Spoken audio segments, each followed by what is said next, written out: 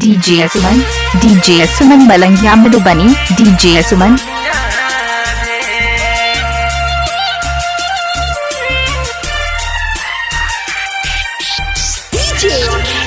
विकास, विकास, मटियार कला, सीतामढ़ी। अभी आप सुन रहे हैं सुमन मलंगिया इंटरटेनमेंट के माध्यम से।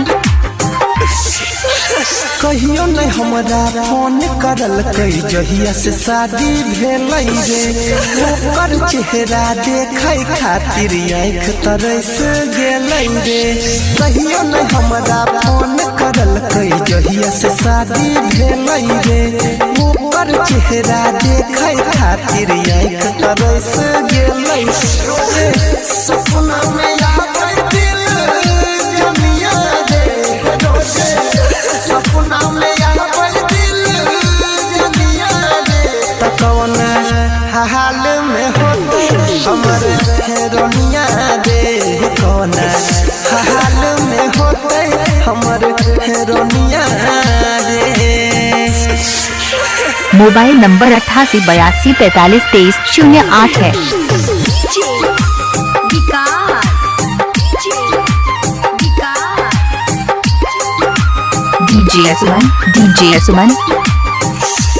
हाँ दोसरा से खबर पूछै छियै, कोई नहीं बतबै रे। कोई जब पागल दिन रात त याद वो कर सकबै रे। दोसरा से खबर पूछै छियै, कोई नहीं बतबै रे। कोई जब पागल हम त सुनहि याद वो कर सकबै।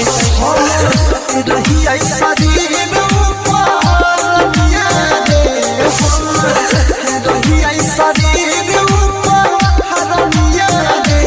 कौन हाल में होते हमर हेरोनिया रे, कौन हाल में होते हमर हेरोनिया रे। अभी आप सुन रहे हैं तेनवाही से माँ दुर्गा म्यूजिक की प्रस्तुति। विकास, विकास, डीजे सुमन, सुमन सुमन, डीजे सुमन सुमन। साथ में हमरा हंसत खेलत बचपन से रहलै रे, छोड़ देलकै अनिल यादव के गलती की भेलै रे। साथ में हमरा हंसत खेलत बचपन से रहलै रे, छोड़ देलकै अनिल यादव के गलती की भेलै। अंकित के रहलै पानिया रे, हाल में होतै मुस्कुनिया रे।